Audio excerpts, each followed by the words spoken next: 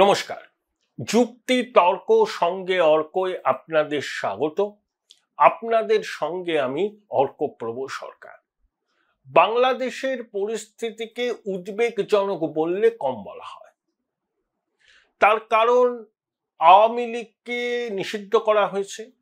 আওয়ামী লীগ, তাদের শাখা সংগঠন, তাদের ভাতৃপ্রতিম সংগঠন, সব সংগঠনকেই নিষিদ্ধ করা হয়েছে এবং একই সঙ্গে বাংলাদেশের নির্বাচন কমিশন আওয়ামী লীগের রেজিস্ট্রেশন বাতিল করেছে। অর্থাৎ আওয়ামী লীগকে নির্বাচনে প্রতিদ্বন্দ্বিতা করতে দিতে চাইছে না অন্তর্বর্তী সরকার। এবং ঢাকায় আন্তর্জাতিক অপরাধ ট্রাইব্যুনালে চিফ প্রসিকিউটর তাজুল ইসলাম যে রিপোর্ট পেশ করেছেন তাতে বলা হয়েছে যে গণ অভ্যুত্থান দমন করতে শেখ হাসিনা বাংলাদেশের মানুষের উপর নিরাপত্তা বাহিনীকে গুলি চালাতে এবং হত্যা করতে নির্দেশ দিয়েছিলেন। স্বভাবতই শেখ হাসিনা এবং আওয়ামী লীগ এসব মানেনি। তারা বলেছে যে ইউনূসের অন্তর্বর্তী সরকারের কোনো বৈধতাই নেই, যে সরকার অবৈধ, অনির্বাচিত এবং অসাংবিধানিক। সেই সরকারের হিম্মত নেই যে বাংলাদেশের সৃষ্টির সঙ্গে যে রাজনৈতিক দলটি যুক্ত সেই দলকে নিষিদ্ধ করে। এখন প্রশ্ন হলো, শাহবাগ চত্বরে স্লোগান উঠেছে, গোলাম আজমের বাংলাদেশে আওয়ামী লীগের ঠাঁই নেই। খুব তাৎপর্যপূর্ণ। শাহবাগে আইসিসের পতাকা দেখা গেছে, হিজবুত তাহরীরের পতাকা দেখা গেছে। তা গোলাম আজম কে? আপনারা সবাই জানেন, রাজাকার, মুক্তিযুদ্ধ বিরোধী শক্তি। হেন কোনো অপকর্ম নেই সে করেনি। সে গোলাম আজমের বাংলাদেশে আওয়ামী লীগের ঠাঁই নেই, তার মানে রাজাকার, আল বাদার, আল শামসের হাতেই বাংলাদেশ চলে গেছে।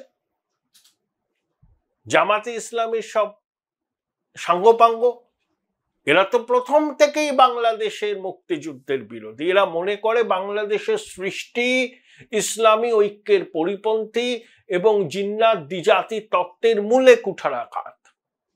এখন মুক্তিযুদ্ধ বিরোধী শক্তি ক্ষমতায় আছে, তাই তারা মুক্তিযুদ্ধকামী মানুষের উপর অত্যাচার করছে, আওয়ামী লীগের কণ্ঠরোধ করছে।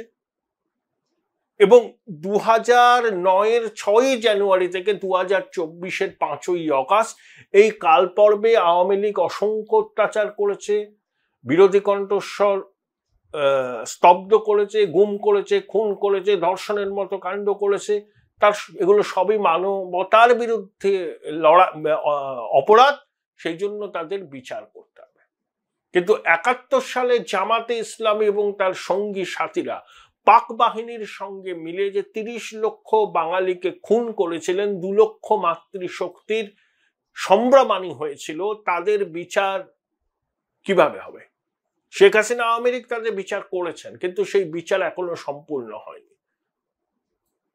তাহলে এই স্লোগানটা এটাই প্রমাণ করে যে বাংলাদেশ এখন জঙ্গি জিহাদিদের দখলে, মুক্তিযুদ্ধ বিরোধী শক্তি, সন্ত্রাসবাদীদের দখলে বাংলাদেশের রাষ্ট্র ক্ষমতা। এবং ইউনূস জঙ্গি জিহাদিদের দাবি বিনা বাক্যবায়ে মেনে নিচ্ছেন। কেন মেনে নিচ্ছেন? এই জঙ্গি জিহাদিরাই তাকে সমর্থন করেছেন। বৃদ্ধ ইউনূস একটা জিনিস বুঝে গেছেন, যে জীবনের উপান্তে পৌঁছে যে রাষ্ট্র ক্ষমতা, সুযোগ সুবিধা তিনি ভোগ করছেন সৌজন্যে জঙ্গি জেহাদিরা।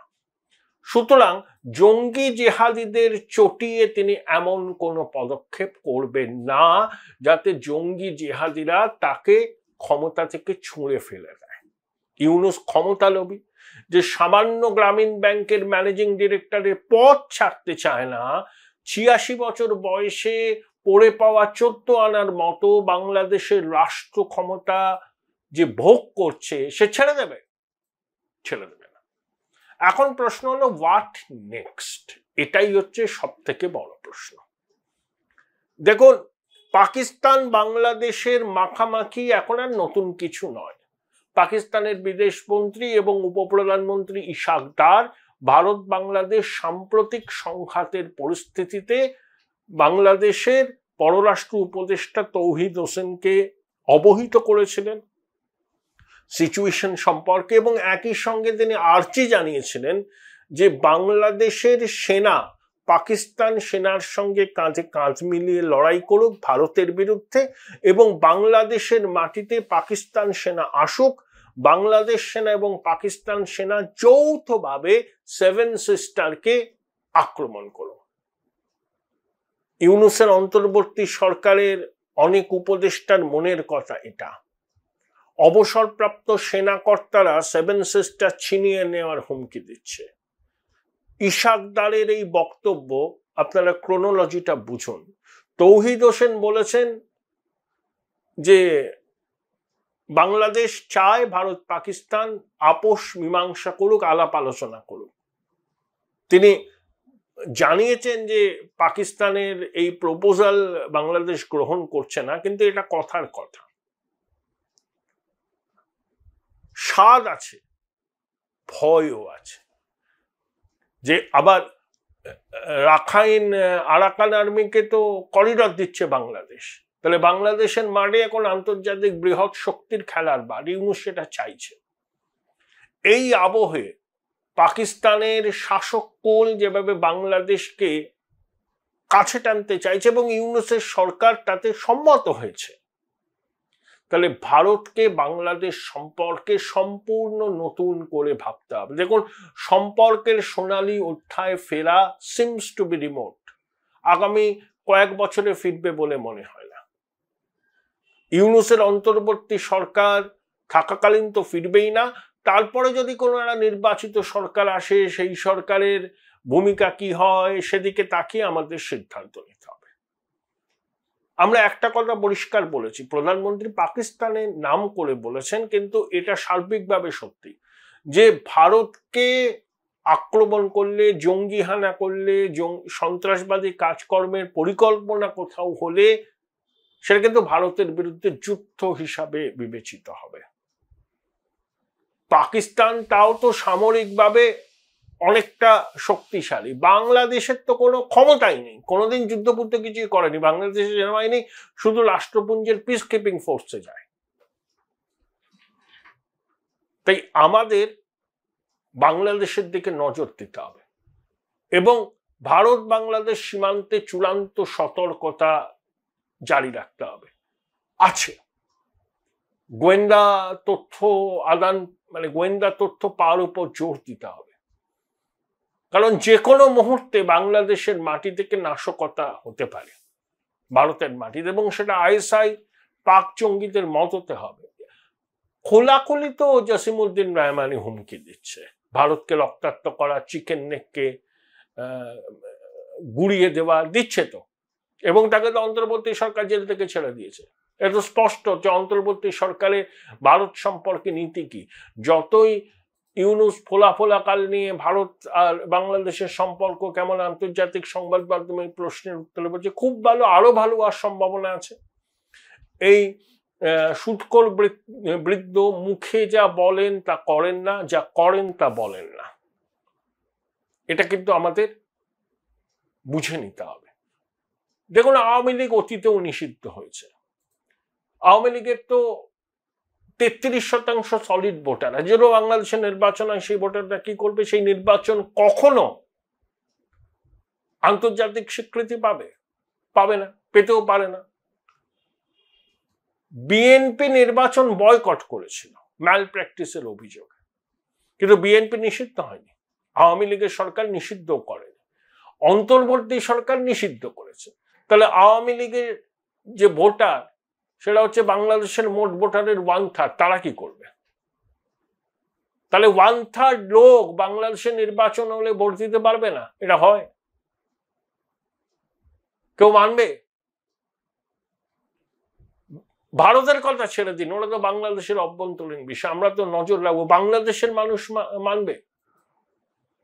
শেখ হাসিনা গণপ্রতিরোধের ডাক দিয়েছেন, গণপ্রতিরোধ হবে, গণপ্রতিরোধ হবে, এবং সামনের কয়েকটা মাস বাংলাদেশ জুড়ে চরম বিশৃঙ্খলা অব্যবস্থা তৈরি হবে। দেশের স্বাধীনতার সঙ্গে যে দলটা যুক্ত, সেই দলকে তুমি নিষিদ্ধ করলে, সেই দলের জনসমর্থন এখনো যে কোনো দিন ভোট হলে 30% উপরে। BNP Awami League fair election যখন হয়েছে শতাংশের পার্থক্য কত থাকে? 1-2% পার্থক্য। তাহলে একটা অনির্বাচিত অসাংবিধানিক সরকার বলে দিল যে আওয়ামী লীগের কার্যক্রম বাতিল, নির্বাচন কমিশন তার নিবন্ধীকরণ বাতিল করে দিল বলে হয়ে গেল, সব শেষ। আরে ইমরান খানের দলকেও তো পাকিস্তানের সেনারা বাতিল করেছে। তো ইমরান খানের দলের প্রতীক না নিয়ে নির্দল হিসাবে যারা জিতেছেন সেই ব্লকটাই পাকিস্তানের সব থেকে বড় ব্লক। তারা যাতে কোনোভাবে ক্ষমতায় না আসতে পারে সেই জন্য নওয়াজ শরীফের পাকিস্তান মুসলিম লীগ নওয়াজ এবং বেনজির ভুট্টোর পাকিস্তান পিপল পার্টি সেনার মদতে একটা কোয়ালিশন সরকার করেছে। পাকিস্তানে কি নির্বাচন হয়েছে আমরা জানি? Join Indian Institute of Hotel Management now. Right choice, right decision. তো বাংলাদেশে যদি সেরকম নির্বাচন হয় তো বাংলাদেশে অস্থিরতা বাড়বে, জঙ্গি জিহাদিরা আস্ফালন করবে এবং ইউনূস গদি ছাড়তে চাইবে না। বিএনপি হচ্ছে অবস্থা খুব খারাপ। বিএনপি জানে যে নির্বাচন হলে তারা ক্ষমতায় আসবে, আবার ইউনূস চাইছে না যে নির্বাচন করলে ইউনূসের যে দল ওটা ইউনূসেরই দল, জাতীয় নাগরিক পার্টি, ভরাডুবি হবে, জামানত বাজেয়াপ্ত হবে। এবং ইউনূস কি করবে তখন? বিএনপি ক্ষমতায় আসবে। তাহলে বিএনপি ক্ষমতায় আসলে ইউনূসের কি পুনর্বাসন হবে? তাকে রাষ্ট্রপতি করবে না বিএনপি, সেটা ইউনূস জানে। তাই ইউনূস সব ঘেঁটে ঘ করে দিতে চাইছে। ও চাইছে বাংলাদেশ জুড়ে অশান্তি হোক, গৃহযুদ্ধ হোক, বাংলাদেশের মাটিকে আন্তর্জাতিক শক্তি ব্যবহার করুক, তখনও দেশে জরুরি অবস্থা ঘোষণা করে দেবে, বলবে এই মুহূর্তে নির্বাচন সম্ভব নয়, দেশ যুদ্ধকালীন পরিস্থিতিতে দাঁড়িয়ে আছে, আওয়ামী লীগ সন্ত্রাসবাদী কাজ করবে, মদত দিচ্ছে, তাদের বিদেশি শক্তির মদত আছে, এইসব বলবে। তাই যে রিফাইন্ড আওয়ামী লীগ সেটা কি তৈরি হবে? সেনাপ্রধান যে কথাটা বলেছিলেন, সেনাপ্রধান চুপ করে আছেন। জানি না আমি ক্যান্টনমেন্টে অন্য কোনো বিষয় নিয়ে আলাপ আলোচনা হচ্ছে কিনা, সেনা লাস্ট মোমেন্টে অ্যাসার্ট করবে কিনা। নির্বাচন সেনাপ্রধান কি বলেছিলেন যে ডিসেম্বরের মধ্যে করতে হবে এবং ইনক্লুসিভ ইলেকশন। রাওয়া কনভেনশন সেন্টারে প্রথমবার বলেছিলেন সেনাপ্রধান। তিনি কি তার অবস্থানে এখনো স্টিক করে আছেন? যদি স্টিক করে থাকেন তাহলে তিনি হস্তক্ষেপ করবেন। যদি সেটা কথাই হয়ে থাকে তাহলে সেনাপ্রধান ওয়েট অ্যান্ড ওয়াচে যাবেন। এখন যা পরিস্থিতি, বাংলাদেশে নির্বাচন হবে কি করে? আওয়ামী লীগকে বাদ দিয়ে নির্বাচন হবে না, সেই নির্বাচনকে কেউ স্বীকৃতি দেবে না। দেশের 1/3 লোক ভোটই দিতে পারলো না, তাহলে সে নির্বাচন আবার নির্বাচন নাকি?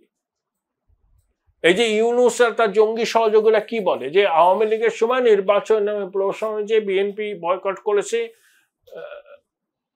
নির্বাচনের কারচুপির অভিযোগে, তাহলে যে সেম থিং হতে যাচ্ছে যদি অন্তর্বর্তী সরকারে নির্বাচন করে এবং সেই নির্বাচনে আওয়ামী লীগ যোগ না দেয়। কিন্তু আমাদের উদ্বেগটা অন্য। এইরকম পরিস্থিতিতে অস্থিরতার সুযোগ তো জঙ্গি জিহাদি সন্ত্রাসীরা নেবেই। দেখুন, ভারত বাংলাদেশের সম্পর্ক এখন কাজ চালানোর মতো। আমরা পূর্ণ কূটনৈতিক স্বীকৃতি দিইনি, দেব না যতক্ষণ না জনগণের ভোটে একটা নির্বাচিত সরকার আসে। তবে একটা কথা নিশ্চয়ই ইউনূস বুঝতে পেরেছে, তার জাতীয় নিরাপত্তা উপদেষ্টা বুঝেছে, তার পররাষ্ট্র উপদেষ্টা বুঝেছে, অপারেশন সিন্দুর আমাদের ডক্ট্রিনে একটা প্যারাডাইম শিফট। অর্থাৎ জঙ্গি হামলা হলে সে যেখান থেকেই হোক না কেন সেটা ভারতের বিরুদ্ধে যুদ্ধ হিসাবে ভারত ট্রিট করবে। এই বার্তাটাই বাংলাদেশকেও দেয়ার।